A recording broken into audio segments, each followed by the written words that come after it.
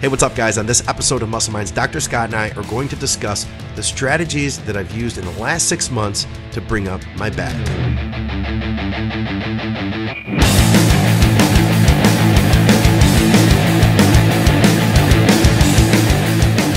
I saw that my back thickness had come up, but my back width didn't seem to have come up as well.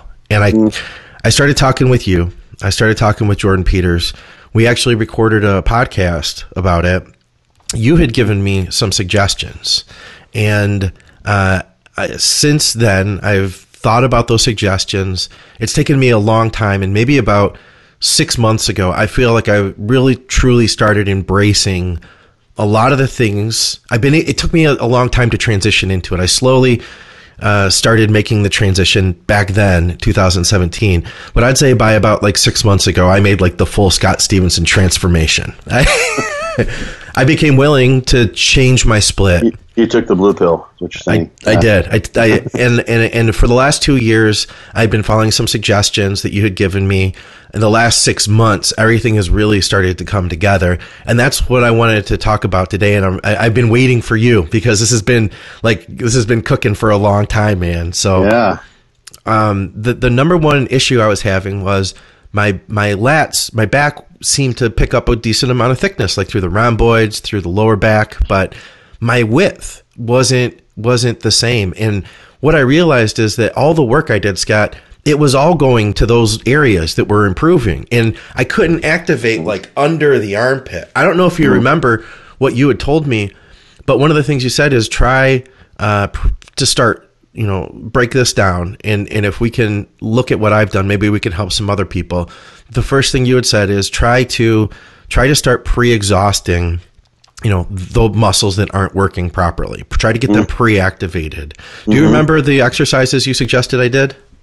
I mean, no, I don't, but I know what I probably would have said. I can guess. I'm thinking like cross cable pull downs. Maybe was one coming out wide like this. Eventually I got to that one. That was one you suggested to me. The big one was pullovers. I was about to say pullovers. Yep. There's pullovers can be done so many different ways, but yeah. Pullovers are the first one. So what I started doing was I started every workout with pullovers, and it's kind of like an isolation movement because you're not using your rhomboids, right? And they're still activated. I mean, otherwise your shoulders would just your shoulder blades would be all over the place. Okay. But yeah, they're not a prime mover. Okay. In that way, yeah, or they're not thought of in that way, at least. Yeah. So what's going at the shoulder joint? By doing that, then when I went into any type of a pull down movement next, I could feel it a lot more in my lats. It's like I had to get I had to get the blood in there first, get that activation going, Yeah, there's probably a couple things. One, there's going to be a neurological effect there.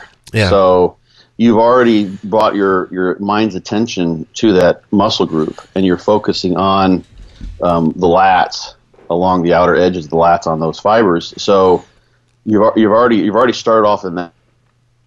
It's imagine if you're a sprinter, and one of the things that your sprinting coach has told you is you need to have better leg drive, pulling your leg through and getting your knees through. So you start by doing some like high jumps where you're pulling your knees up towards your chest. Yeah, your hip flexors being activated. So that's already into your mind. You've already activated that motor program, and it's there consciously, and it's there in terms of the motor cortex as well. So then you go and you start to do the sprints. You're consciously thinking about that, and you've already practiced doing it. You've already developed basically that aspect of the skill of running that you want to be able to do when you're running. So now you've already practiced the skill of activating your lats that you want to be able to apply when you're doing the more traditional exercises by doing the pullovers. Yeah. So you fine-tuned the skill of the mind-muscle connection with your lats. That's exactly what it was, yeah. Yeah, and then there's the pump. Then there's the fatigue that's there. Now you've also created a weak link, so to speak, such that if, let's say, imagine a fresh scenario where no muscle has been pre-fatigued whatsoever, no aspect of your back has, and in that case, let's say your teres major and your biceps tend to be where you get a lot of activation, and that's sort of where the weak link is, and that's where you kind of give out. You start to feel your arms near the end of every set rather than your lats being the weak link in the biomechanical chain of the pull down. Now you've created the weak link physiologically in terms of fatigue in the lats. So your sets come to an end because the lats can no longer be activated. Ideally, if you get up like a sort of idealistic optimal mind-muscle connection, the failure happens because of the target muscle, which is your lats, not the biceps or the teres or something else. Yes, grip or whatever it may be. So, and we've talked about that before. The pre-fatiguing. You've brought in some studies even to say that pre-fatiguing does work.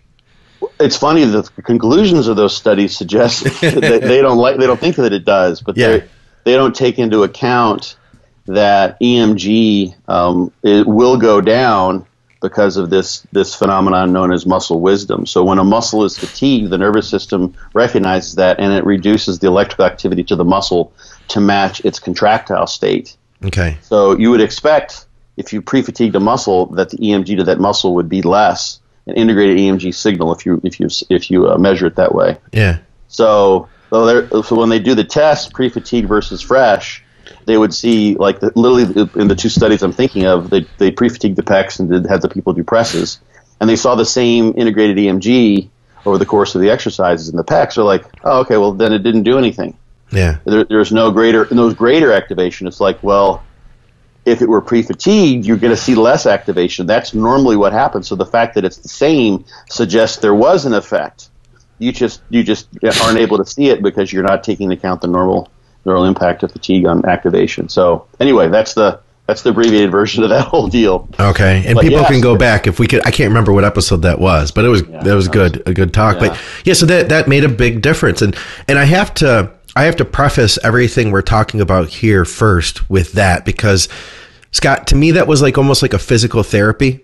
You know, I was exercising a muscle that I wanted to grow, but it wasn't activating properly. And I had trained, for years that way. And as I learned this process, I continued to train the way I've always trained. I didn't change anything else. I, did the same split, the same amount of sets and reps. And the first step I made was this pre-activation and really focusing on getting just the lat itself to fire, and then I could feel it. And from there, if I were to say do pullovers, then go to a pull down, of course I'd feel the lats really well in the pull down. And then when I'd go to a row, I would continue to feel the lats in the row, versus in the past, it would all go to rhomboid, and I would feel the pump was just different now. So I have to say that was the number one aspect. Then number two, this has also been a long transition, was changing my frequency. Now, we did a podcast not too long ago. If you look at it, I can't remember which number it was, but the topics were high carb versus low carb dieting, and high frequency versus low frequency. Right. And we ended up getting just recently, somebody went back and they watched that, or they just looked at it, and the guy said, stop trying to reinvent the wheel. Tons of pros, 99% of all the pros out there have trained one time a week, and that worked, trained everything once a week, and that worked. So why would you want to reinvent it? And I mean, you don't look like a pro. Right. Right. How about that? That's a good reason. If it's not working for me. And listen, so here's the deal, Scott. I had trained, every body part once a week. I don't even know, all my bodybuilding, all of it, years, decade plus, 15 years. And when I was a kid, that's what I did mostly. I didn't get the results I wanted, obviously. And that's training my ass off, working with people that were people that were pros even, working with guys like Shelby Starnes, who had a tremendous physique, taking the right supplements, taking the right super supplements, taking, eating as much food as I could. And I still was lacking in the progress. So my thought was, okay, maybe I need to change this. And Scott, I got to tell you, man, first of all, I'm going to pull this picture up, because this is where I finally, 6 months ago, finally made a switch to increasing my frequency of training. And you've seen that before and after picture. And it's not huge, man. It's not like I'm going to go step on a pro stage today. But for 6 months of development, considering that I was stuck in that same place for a long, long time, I feel like that this was tremendous progress. So I'm super grateful I was able to do this. And Scott, this all came, I think, from learning to first activate the lats, and then B, changing that frequency. And that's what it came down to, man. But I got to tell you, Scott, it was so hard to switch from the same old that I had always been doing. It was so ingrained in me, man. I mean, it took me listening to you for years, literally. Right. Yeah. I spent probably a decade flopping around back, because I've been doing this for almost 40 years now. I probably spent a decade just training with super high volume and doing it, like in that way. And it wasn't working for me either. And that comment, like, this is what the pros do. You could say the same thing, and if you say this, it just sounds just ridiculous. But it's like, so if you want to be as fast as Usain Bolt, why don't you just start running the way he started running? Just go back to what he did at the beginning of his training regime, and then you'll be as fast as him. Yeah. It's like, no. The people who are pros, most of them, not all of them, even someone like John Meadows, for instance, he's a great example because he had to battle tooth and nail to get his pro card. But he was winning his state show right off the bat. He's actually a really impressive athlete. He can do all sorts of he's got a very high vertical jump. He was a sprinter when he was a kid. He was a very fast kid. He's got really good, and he trained at Westside for a while, and at a pretty young age when he hadn't even really focused on powerlifting like many of those guys. So John has great physical attributes. Yeah. You look at almost all the pros, and this is in my Why You Don't Look a Pro talk that I do, and they just started training and they just grew like weeds, right off the bat. So there's just there's really no logic in making that statement, as far as I see it, because you do what the pros do and it doesn't work for you, then why would you keep doing it?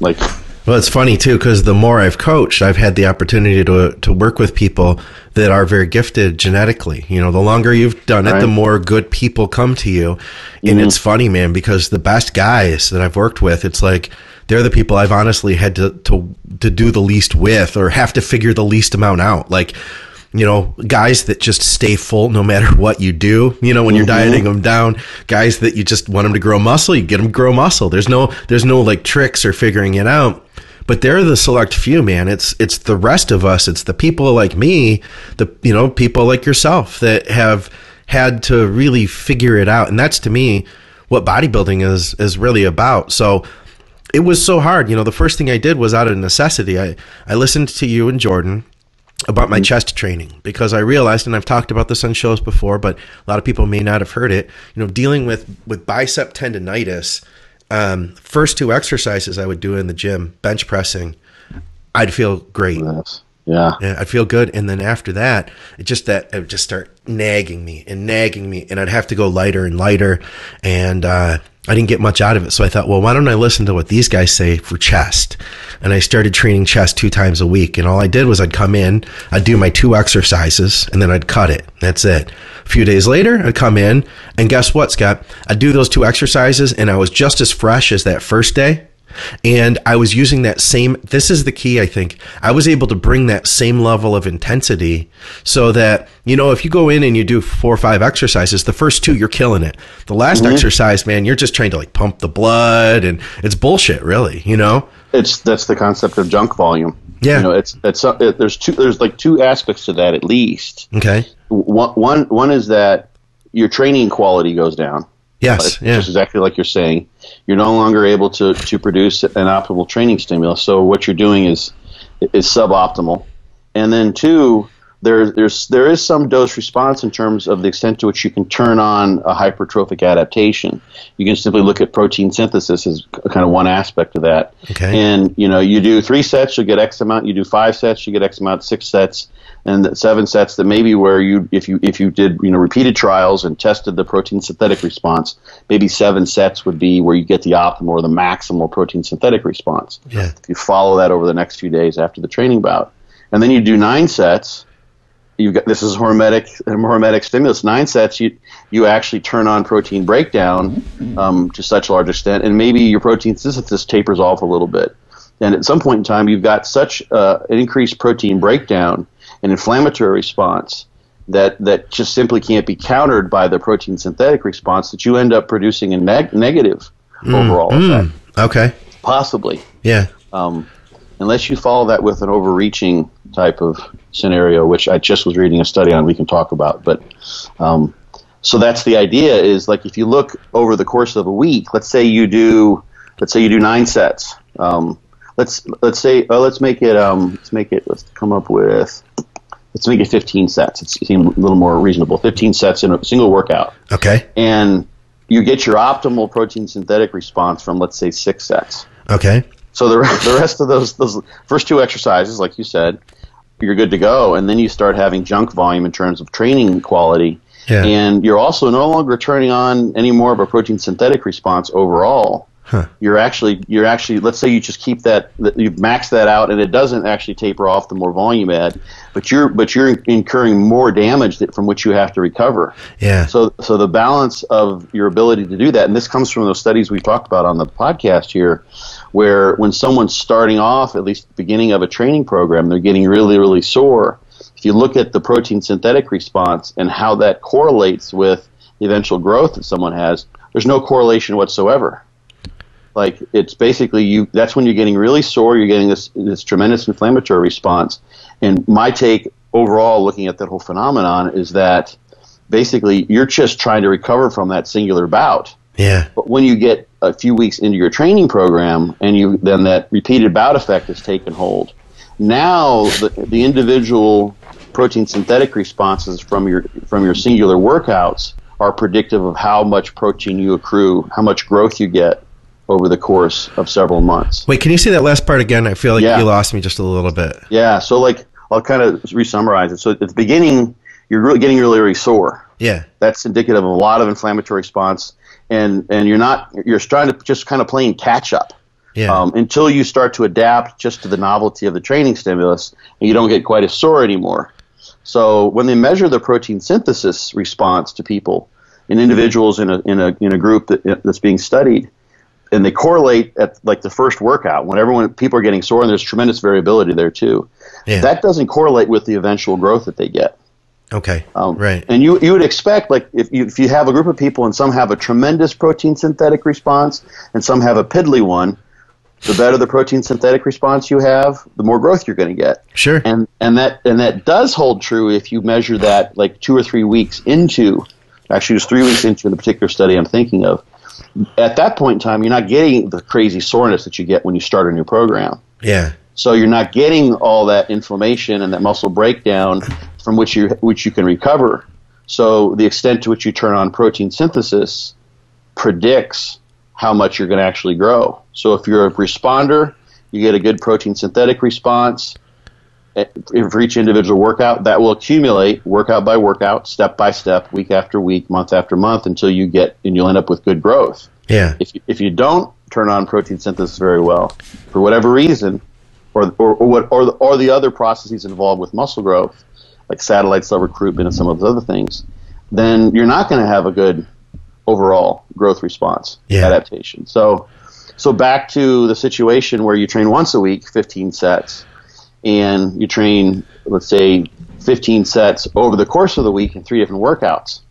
So let's say if you just were to go in, and we'll kind of ignore like the getting really sore, but if you do 15 sets, you're going to be more sore than you do 5. Yeah, that's for sure. You definitely are going to incur greater inroads into your recovery. So 6 sets may be the optimal, and that's where you have an inroad into your recovery, but you turn on protein synthesis really, really well. Maybe you turn it on maximally at 6 sets.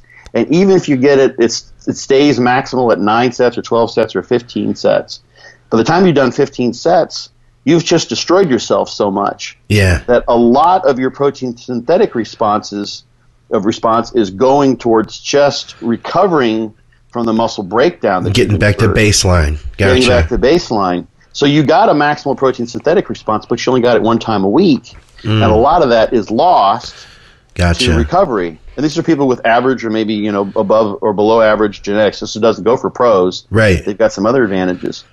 But now you start doing what you were doing and say, okay, well, let's just do 5 sets 3 times a week as an example. I don't know if that's exactly what you did, but yeah, I was doing twice usually, and maybe a little bit more frequent than that. It may be twice every 6-7 days, somewhere in there. Just to make the math easier, I'm just kind of breaking it down. Like instead of those 15 sets once a week, you do 5 sets 3 times a week. Yeah, and 5 sets pretty much gets you your optimal protein synthetic response without tremendous protein breakdown, and you get that 3 times a week versus once. Yes, yeah. Then you're going to be someone who will grow well. And you're getting that, and you don't have to wait an entire week to get back to, growing your chest or your back or whatever it is again. Right. Like it's versus 1 times a week, one growth opportunity versus 3. Yeah. Yeah. And a lot of that growth opportunity, like you do 3 times as many sets in that one time, but you're probably not going to turn on protein synthesis 3 times as much. Sure. Because there's some, and this hasn't been studied, in enough detail to know. I imagine it's tremendously variable. You talked about that, how some people are just good responders, and some people respond better from higher frequency or higher volume. Some people respond from lower frequency or lower volume. So there's going to be tremendous variability, but everyone has their optimal somewhere, more than likely, and it probably varies for different muscle groups. Sure. But and higher frequency gives you more opportunities. So, yeah, go ahead. Okay, so let's just take let me take the guy's argument who said, why reinvent the wheel when it works so great to begin with? Look at all the pros. Training once a week is fine. And you're telling me to train more often. Let me just, to play devil's advocate, say, well then, Scott, why don't I just train chest every day? Why don't I do 1 set every day? Or 2 sets.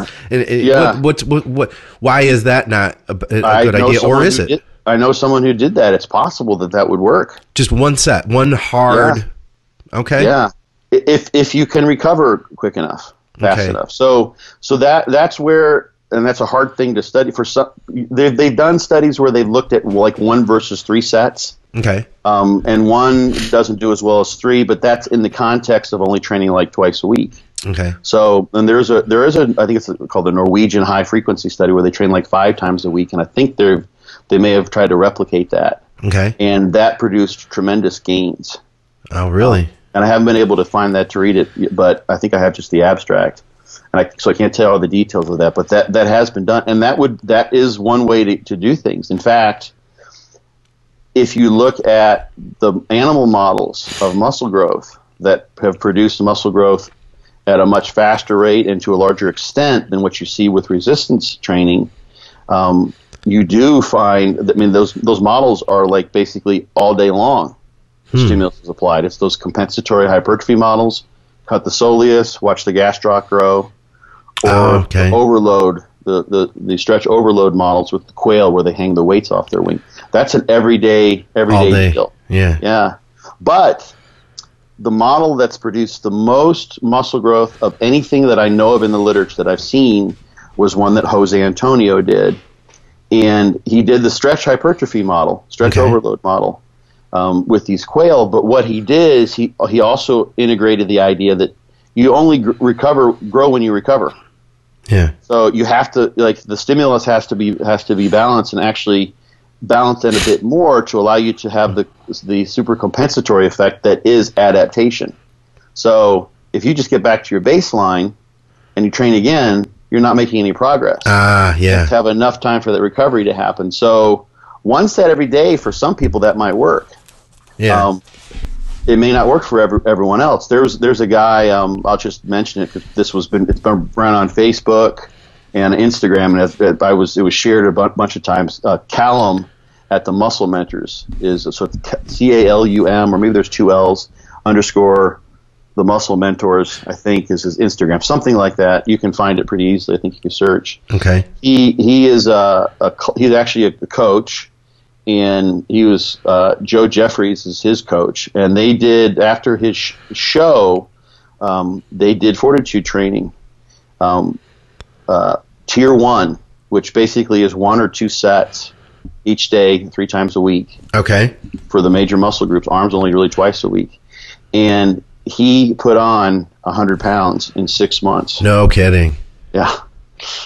And I just found out about this because he's been posting it and tagging me, and Joe had mentioned it too. And the thing that's interesting about that is he hadn't tried that approach before, but he gave it a go. That's one set every other day, basically, or 3 times a week, or 2 sets, essentially. So like legs on tier 1, you'd do like a compound set of squats, a set of knee extensions, a set of hamstring curls, and then you would come back and do like a pump set on a Wednesday, and then you do like 1 or 2 muscle rounds on Friday that week. So like maybe 5 sets in a week. No, that if I can jump into this, so this is another, I think, a big important aspect of this. You know, you're saying 1 or 2 sets, you know, for a muscle group.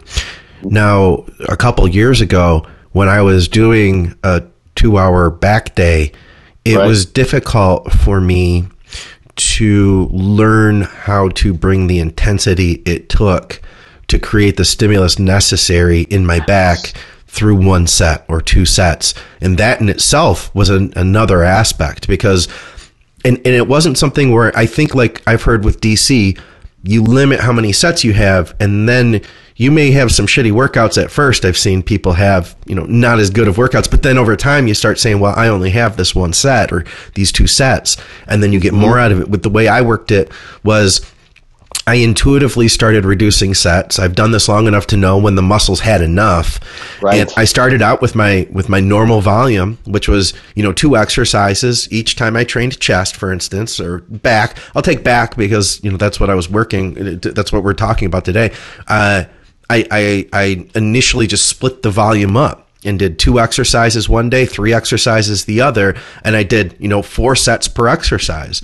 But I got to the point where as I was building up that intensity, then I could see like, okay, well, now today I'm just going to do 3 sets on this exercise instead of 4.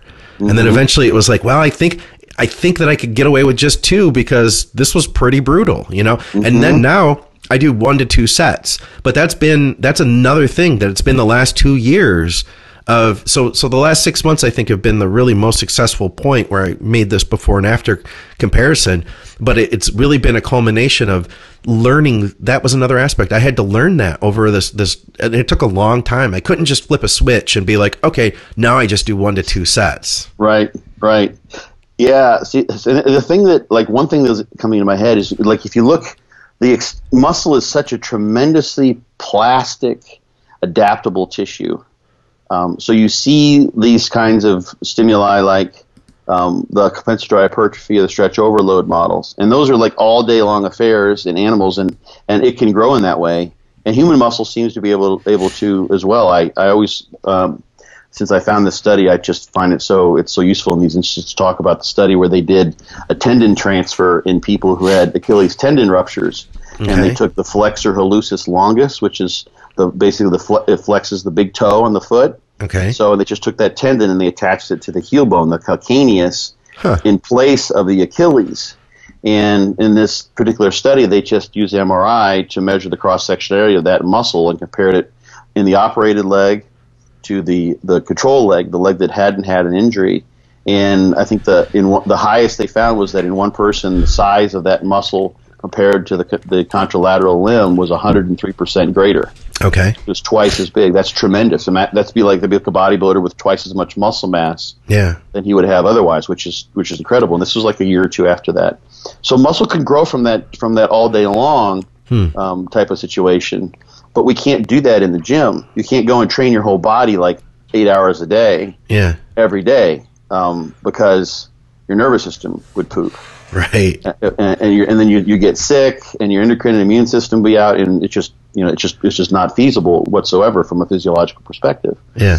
But you're right. A single set like that, especially because resistance exercise is such an unnatural act of lifting and lowering. The lowering in particular producing muscle damage and being a really strong stimulus for growth. Yeah. You can if you train like there's a gun to your head, and people have demonstrated this, like Callum, like you, all the people who've had really good success with DC training, and you can get used to that and incrementally adjust the weight as you adapt. Basically, apply progressive overload, push your loads, beat the logbook, continue to beat the logbook as you get stronger, and support that with the food. Then a minimal amount of volume is enough to produce a stimulus, because muscle is such a badass tissue. It can adapt to that. Yeah. It can adapt to all day long affairs. It can adapt to marathon, triathlon type of stimuli. It's just it's amazing the extent to which you can adapt to things. So, yes, that's the thing. If you're going to try to do a lower volume, higher frequency approach, the cognitive, the mental, the psychological aspect has to be in place. And you have to be willing to dump everything in to a small number of sets. Yeah. But that, as I've said so many times, that takes advantage of the nature of what makes resistance exercise such a potent stimulus, is that it's such a high quality, over the top, beyond your everyday type of activity stimulus, and tensile overload, metabolic overload, even inflammatory damage producing overload to the muscle. Yeah. That it's just it's a potent shock to that tissue, to which it can respond really, really well. But not everyone will do well with DC training. I don't think you have to have the mindset, which could be some of the reason why. It could be a large part, more than I even know, the reason why people tend to do better with different types of training regimes. So there's that DAMA study that we talked about. It was sometime earlier this year. That's the study where they had originally they'd studied a high frequency. I think it was 5 times a week versus 3 times a week versus 2 times a week. Yeah. And they used all their subjects trained one leg one way and the other leg another way. So they had 3 groups. Eventually they condensed it down to the 5 times a week versus 2 or 3 times a week.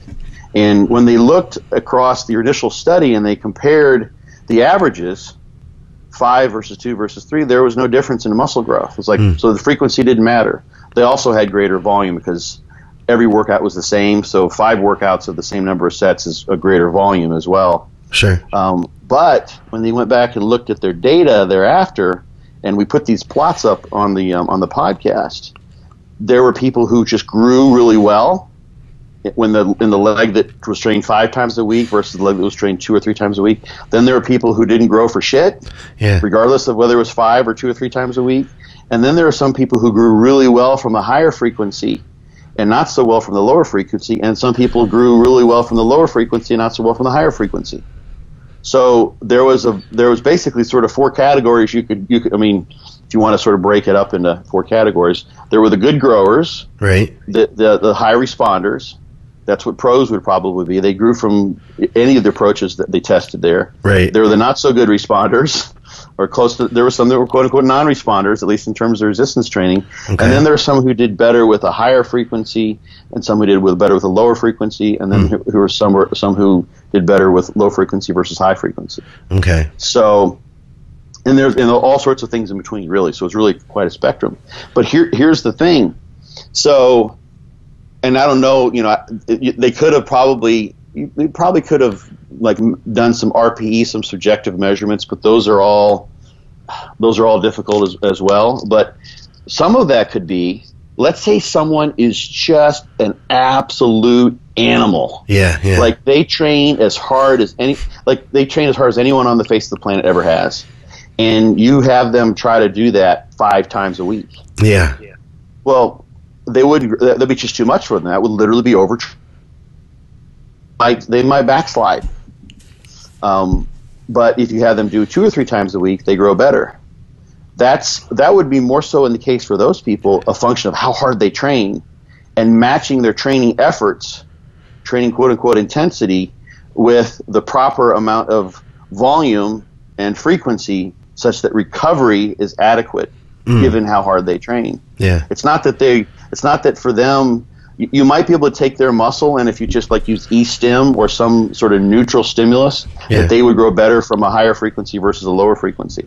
But the fact is, they can't grow from 5 times a week or a really high frequency with too much volume because they just train too hard relative to how well they recover. Yeah.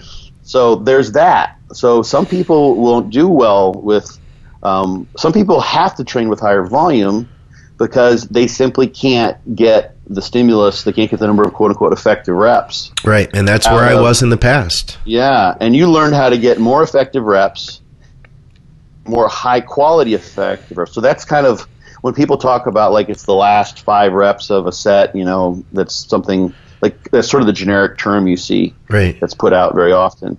But not all effective rep is created equal. So let's say you got a set of a 15 rep max load, and you go through 10 reps, those are non-effective, and then you just do 11, you stop.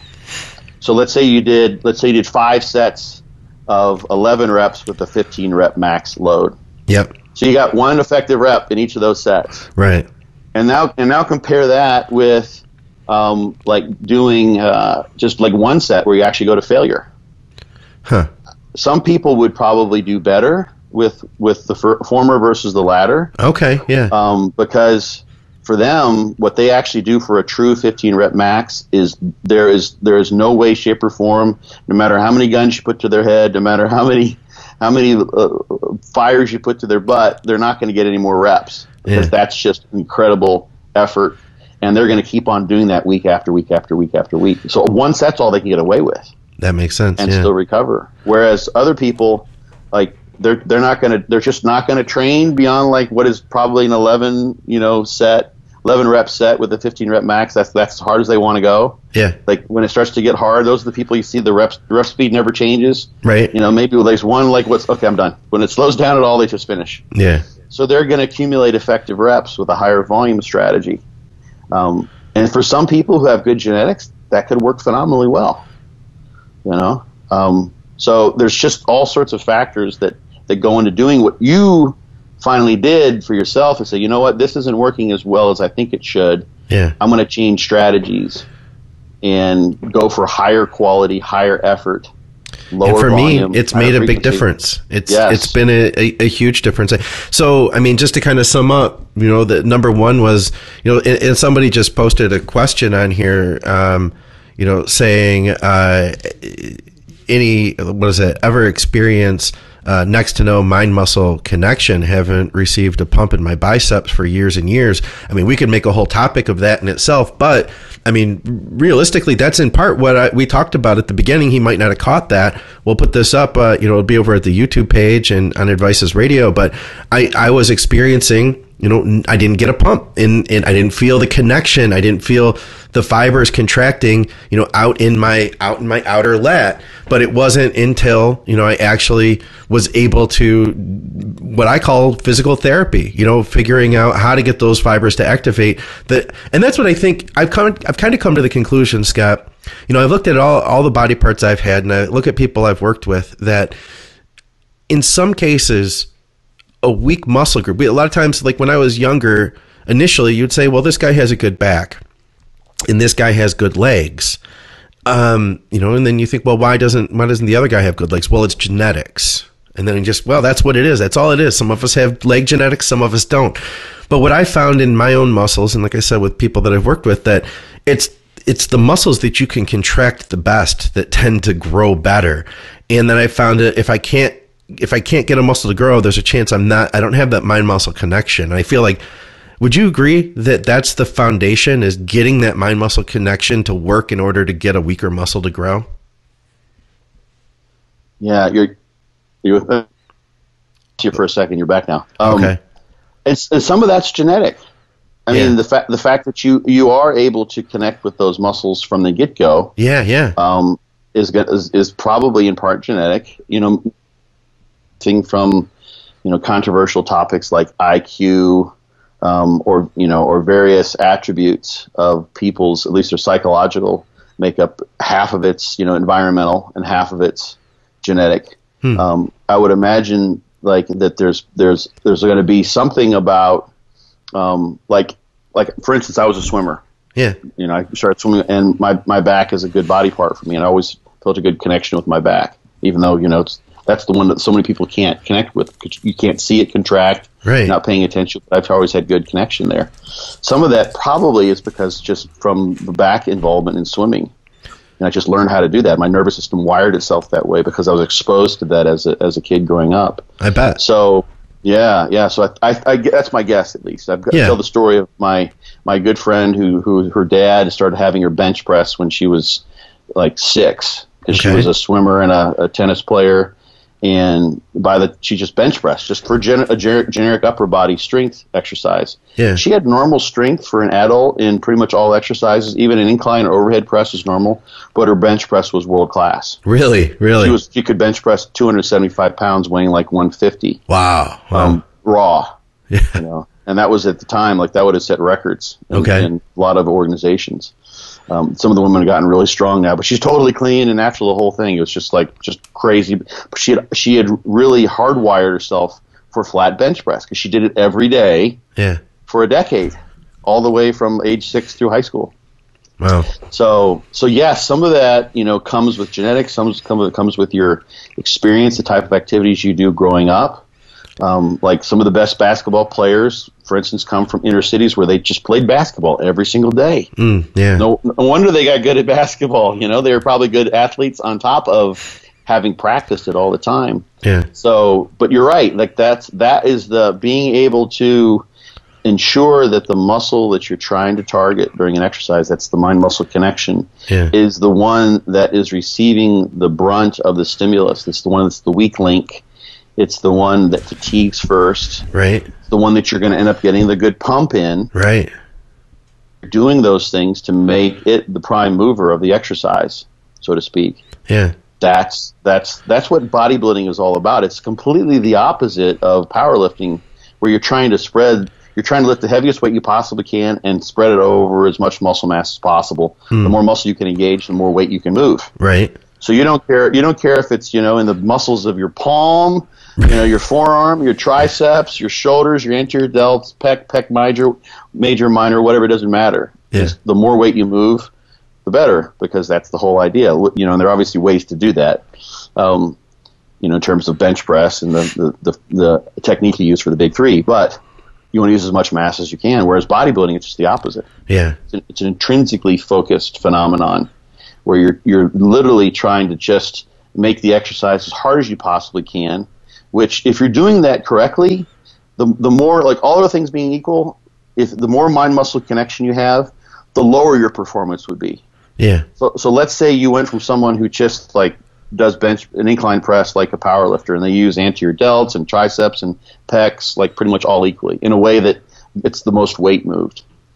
And then you're able to all of a sudden literally deactivate, turn off the triceps, the anterior delts, everything else, at least to the extent that you can, and still maintain normal alignment of your joints and technique, and you have a tremendous mind-muscle connection in your chest, your pecs. Yeah. Well, then you've just lost, you're just deactivated a substantial part of the muscle mass that was once available to move that load. Sure. You're not going to be as strong. You shouldn't get the same number of reps. No. A good mind-muscle connection should mean that you're quote-unquote weaker. Yeah, yeah. But you don't want that in the gym because you want progressive overload, right? You want to get stronger. So that's one of the things that so many people run into is they start trying to apply mind-muscle connection, and then the progressive overload that seems to be coming, you would think, or you would hope, or ideally would be coming from an increase in the strength because of an increase in size of the target muscle. Yeah. It's simply becoming because you're moving the weight faster, you're bouncing it more, your technique's changing, and you're using muscles other than the target muscle. Sure. So, but you take someone who's got a naturally good mind-muscle connection, and it's been there for a while, like your calves are like an obvious example. You don't even have to train those, but pick a strong muscle group on anyone. They're naturally, for any given movement that involves, let's say, several muscles, let's say it's a pressing exercise. Right. The person just naturally has, for whatever reason, a good mind-muscle connection with their pecs. That their nervous system senses that from all the proprioceptive information that comes from doing those exercises. That's the greatest driver of all. That's the biggest engine of all the muscular engines that are involved to move that load. So it's going to use that. It's going to focus the load where the most muscle mass is available to do that. You're hardwired to do it in the first place, and the nervous system also senses that that's where the muscle is. That's larger and probably has maybe even better fatigue resistance because it's been activated, used. It's literally been trained for being used throughout the day because you're hardwired to use that muscle. Yeah. So then when you start training, when you have a naturally sort of inborn mind-muscle connection in those muscles that get pumps really easy, you've already got built into the way you are going to move any weight that involves those muscles, relatively speaking, like your traditional exercises, in a way that activates those muscles. Right, absolutely. Really well. So like the guys who get really big pecs from doing bench presses, who had great mind-muscle connection, they probably bench with a lot of pec activation just because they'd have the natural inclination to do that. And when they get stronger, they don't have to change anything about their form or their intrinsic connection with the muscle, their internal connection with the muscle, because they just naturally engage the pecs. Yeah, I mean, for me, as a kid, I'd walk more on my toes. I know, yeah. And I do think, that was responsible for my calves because they contract so hard. I don't, like you said, I don't even do direct calf work. I just, but they grow no matter what. Even when my quads and hams were not developed very well, I had calves. So yeah, even doing just like a leg press or a squat, they get the activation that they need, and it's because they just fire so easily now. So that's why I think and it ties in that like I had developed strength. It was almost like I had developed a really good mind-muscle connection to my rhomboids. And I feel like had I not had an intervention of sorts, I don't think my lats would have grown because the rhomboids were just taking more and more and more of the load is really what it came down to. I mean, your nervous system's smart. Like I have a mind-muscle connection lecture that I give, and I've touched on some of those topics, but your nervous system has so many things built into it to basically limit fatigue, just for survival reasons. It's really a tremendous system. Yeah. And there are things like that muscle wisdom phenomenon that happens in the spinal cord. So as a muscle fatigues, it gets slower, and a slower muscle only needs a lower firing rate coming from the neurons that activate the fibers of the motor units. Okay. So as a muscle fatigues, the nervous system is sensing this. It's a spinal cord based phenomenon, and the firing rate goes down to match the fatigue state of the muscle. Yeah. So you're not trying to stimulate a muscle at 40 hertz when 20 hertz will do the job. Yeah. Because you could potentially cause a neurological fatigue where the neurons start to fatigue, and you'll be using up energy unnecessarily, releasing neurotransmitter, taking it back up, and doing all those sorts of things. Why waste that? So that happens at the spinal cord. You rotate amongst motor units. So like when you go through a set, let's say you might use like 60% of the available motor units on the first rep. Okay. And then as the set proceeds, some of those motor units would drop out and other ones would take over for them. And you might be rotating amongst 65 and then 70 and then 80%, but you're never using more than, like when you've been rotating amongst 80% of the motor units, you may only be using, I'm just tossing out random numbers, for the sake of example, 65 of those, because some of them are taking the load and being used to move it while the others are resting. So they activate for a while, they come in, they come out, they come in, they come out. It's sort of like if you got like 10 guys who have to carry a boat overhead, like in a SEAL maneuver or something like that, and you have only 6 of them actually do it at a time because they found that it's a smarter way for overall fatigue for some of them to take a break and other ones to lift the load. So the nervous system does that. Yeah. And then it progressively goes from the more fatigue resistant to the more fatigable as needed. You don't activate just any fibers at the beginning. You start off with the ones in a progressive size principle, Henneman size principle based phenomenon. Huh. Like when you are lifting just a simple exercise like a biceps curl, and you look at the motor cortex areas in the brain that are involved, it's a very simple movement. We're not talking about like a skilled movement like throwing a baseball or swinging a bat or something like that is kind of highly tuned and can be practiced and learned over years and years, just like the simple biceps curl. Yeah. There are different neurons that are involved during the concentric versus the eccentric. Yeah. So literally each part of the rep, the up versus the down, and the isometric's different too.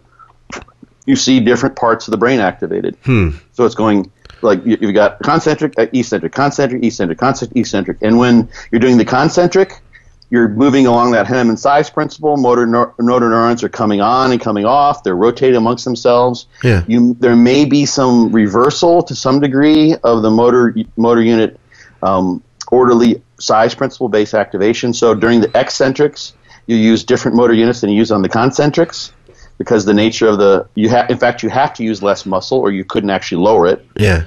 Because the muscle is intrinsically stronger when it's lengthening and contracting versus when it's shortening and contracting. You're also controlling the speed. So if you're trying to do your reps at a certain tempo, you have to use more motor neurons to move it faster as you fatigue, because fatigue slows the contractile properties. So all this shit's going on, like, it's just like, holy crap, it's just a mother lode of neurological complexity. And one of the biggest things is, and we're also going to make sure we use the strong muscles. Yeah. Like, what are the muscles that have the most fatigue resistance? Just to move the load from A to B. So you've got to basically, as a bodybuilder, overcome all of that programming going into the coordination of muscles, the activation of the motor units during the lifting versus the lowering, the muscle wisdom, the size principle, all that kind of stuff, and then try to move the load to a muscle that is not well equipped to move that load. You're wanting to focus it on one muscle and turn off the other ones. It can be done, without a doubt. The studies are out there. They tell people, use your pecs, not your triceps, and they can do it. Yeah. As long as the loads are light enough. Eventually, loads get so heavy that you have to use all the muscle available, because you wouldn't be able to lift it if you didn't. But so all of that, you're trying to like bypass all of that programming that's there to limit fatigue and make the load as easy to move as possible, and you want to make it as hard as possible on the muscle that you choose. And if it's not the muscle that you've been hardwired through experience and or genetics to use, you got to do what you did and pre-fatigue and practice, engaging the lats, and undo not only what you maybe came to the bodybuilding game with in terms of genetics and environmental exposure, other sports, what have you, but what you actually practiced for a decade at least. Right, exactly. Poor practice makes poor performance, as they say. Right. So you were practicing, like, I just call it, like, kind of shitty form for making your back grow. Right. And it's like, well, I'm doing everything. I'm doing the right exercises. Right. But you weren't doing the right exercises the right way. But you would never know that. You know what I mean? When you say form, and immediately people think, well, like, I wasn't hunching my back. You know what I mean? Right. I was using a slow negative. You think of form, and that's not what you think of. But I'm totally with you. There's a couple other aspects. I got a thing on that before we switch from form. So that's one thing. Like, sometimes people will be the form Nazis, and they'll talk about like Ronnie Coleman, like, he had sloppy form. Yeah. And like, this is sort of one of my kind of pet peeves. I look at how Ronnie did things. Obviously, Ronnie, he ended up with lots of injuries, and that was because he probably trained beyond what his skeletal structure, kind of obviously trained beyond what his skeletal structure could really support, at least in the long haul. But you're stronger on an eccentric than you are on a concentric. It makes sense to use some body English so that you do a forced rep on the way up, so that you can have as much load on the way down as possible. Yeah. So that sloppiness actually matches with muscle contractile properties. And even you can even see, like, if you take someone, let's say, who's got, you could probably do this. I've never tried this. Maybe I'll try it and see if I can trick people. But you could do like let's say a T-bar row or a bent over row or something like that. And you could actually do it and make it look like, from the outside to an untrained observer, that like that's perfect form. Right. But be using your arms and rhomboids and everything else. Sure you could. And biomechanically, at least to the untrained eye, you'd be like, that looks fine to me. But there are certain telltale signs that I see them. It seems like I can see them right off the bat. Like whenever I'm working with someone at a camp, or when I would train people in the gym, or with someone, you can just kind of see when they're using their arms. Absolutely. You can pick that out, and you can do it too. You've been in the gym long enough. Things that are obvious, like if they're doing back movements and they're getting like a whole lot of elbow flexion. Yeah. That suggests that they're actually active. They're doing elbow flexion when really you don't want to have anything other than just whatever elbow move would happen naturally because of the movement at the shoulder. Yeah. You can see that stuff. And you can your form may have looked textbook on the surface. Right. In terms of the way in which the limbs were moving and the angles at the joints and those sorts of things. But it wasn't textbook in terms of the activation pattern that brought about that biomechanical movement. Yeah, and it took seeing the development really in front of my eyes. That that was how I figured it out. I think for a lot of people, you know, a lot of guys that are newer, they're not going to see that, you know, for a long time. So I think that's why it's important to just listen to the body. You know what I mean? Listen and look at what's contracting. Think about it. Feel it. Right. Where do you get a pump and where do you get sore? Yeah. Yes. Yeah. Are you not getting sore in the target muscle? You're getting sore elsewhere like that? That's probably telling you you're not training it the way you want to. Yeah. So you said there's some questions, I think? No questions. I just had two other aspects that I wanted to mention. One was gear. I hadn't used any gear for 2 years. I was on TRT and maybe like, we'll call it bro TRT for a while there, where, you know, kind of outside of the range and, you know, but nothing like a cycle and nothing like I had used previously, you know, for a contest prep or when I had done like an off-season cycle in the past. So I had basically had for the better part of 2 years off, you know, at least in a very much lower controlled level of hormone. And then I decided to run a cycle again. So that is one aspect. I think having had a lot of time off, and the doses were low. We're talking like 500 tests with a little bit of EQ for a while, and then I came off the EQ now. But you know, nothing exorbitant, nothing crazy, much lower than I would have done, you know, 3-4 years ago. Yet I got the progress. So I do want to note, you know, that was an aspect, but I do think that the having taken a lot of time off was also an aspect to this. So basically, I guess part of it is what I want to say is that, you know, these pictures, and I'll post it up again for anybody who's just tuning in, you know, these pictures, that's 6 months of progress, but it was 2 years plus of learning, you know, to get there. It was, you know, the understanding, you know, my understanding what I needed to change. You know, having taken that long period off of gear definitely helped. And then finally being able to embrace some new training ideas. Nutritionally, I've eaten more, but I haven't been pushing like I had in the past. I would honestly say that my diet is more or less similar now to what it was 6 months ago. So it's not like a huge, I haven't been shoveling calories in or anything like that by any means. It's been pretty basic. So I wouldn't say that I made huge nutritional changes to make this happen. I would attribute the majority of it to the training. I really would. And that's why I really am now.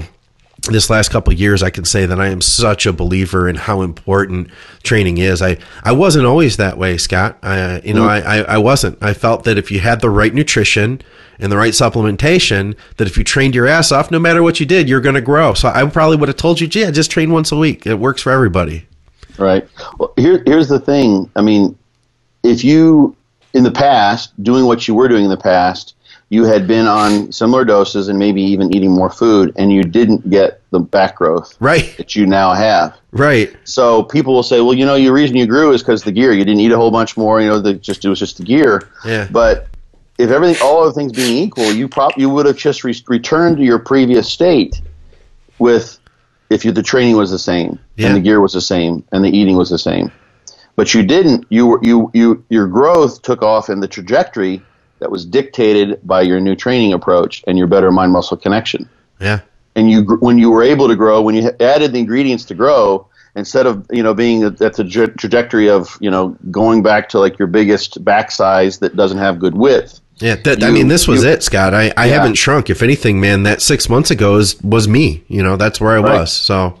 Yeah. Yeah. So you just sort of you probably sped up the rate of growth. Yeah. But the fact that you grew in the places you wanted to grow, suggests that it was the training that was doing that. Yeah. So maybe you wouldn't have grown as much if you hadn't done a cycle. Yeah. But the fact that you did a cycle, it basically showed what the training was capable of doing for you, and it brought you to where you are now. Yeah. So, I can tell you that my back from 6 months ago wasn't too dissimilar from my back as of 2 years previous, you know, and that back wasn't really that much better than a year previous to that. The rate definitely has dramatically increased now. So I wanted to say thank you, because honestly, man, it's taken me a long time to really embrace your ideas, but it has, you are honestly, listening to you has been a huge factor in me being able to do that. So thank you.